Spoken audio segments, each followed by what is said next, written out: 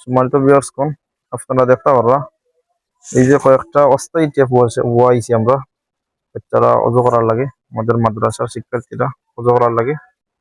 এখানে এখন আমরা ফাঁকা করবো, তো সবাই দোয়া করবা। আর যেদিকেও মানুষ যারা আছেন ওরা তো সবসময় দেশে বিদেশে সবাই সাহায্য কররা, সহযোগিতা কররা। আমরা যে ওখানে কাজ করার নির্দেশ সাথী গুনার আমরা দিলাওয়ার চাষা আরো 1000 টাকা দিচ্ছেন, তাই আমরা লোকের শরীর থাকছে নাকি, তো সবাই দোয়া করবা। আর ভবিষ্যতে আসলে এটা ফাঁকা করার পরে এটা অস্থায়ী টেপ বসানো হয়েছিল যে কয়টা আছে, এগুলো আমরা অবাধি নেবো, কি অবাধি অজুখানার সিস্টেম আছে, অজুখানা ওখানে অতি তাড়াতাড়ি হয়ে যাব।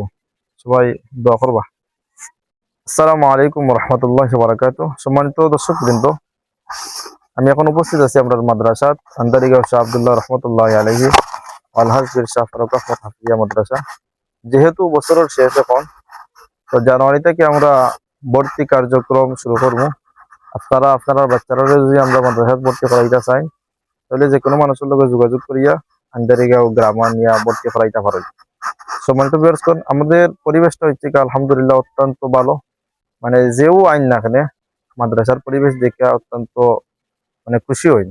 আর কই না ঠিক আছে আবির চাও, তো আপনারা দেখো ওই যে আপনার মাদ্রাসার বিল্ডিং, আমরা তো গত জানুয়ারি অর্থাৎ 2025 সালের জানুয়ারি মাস আরম্ভ করছে। জানুয়ারি মাসের 1 তারিখ থেকে উদ্বোধন হয়েছে। এরপর তো কি ধারাবাহিক কার্যক্রম শুরু হয়েছে আলহামদুলিল্লাহ।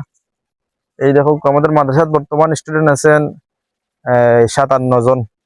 আমরা আরো কিছু ছাত্ররা ভর্তি করতাম চাইলাম, আপনারা বাচ্চারা যদি ভর্তি করাইতে চাই আমরা মাদ্রাসার মধ্যে দিতে পারেন।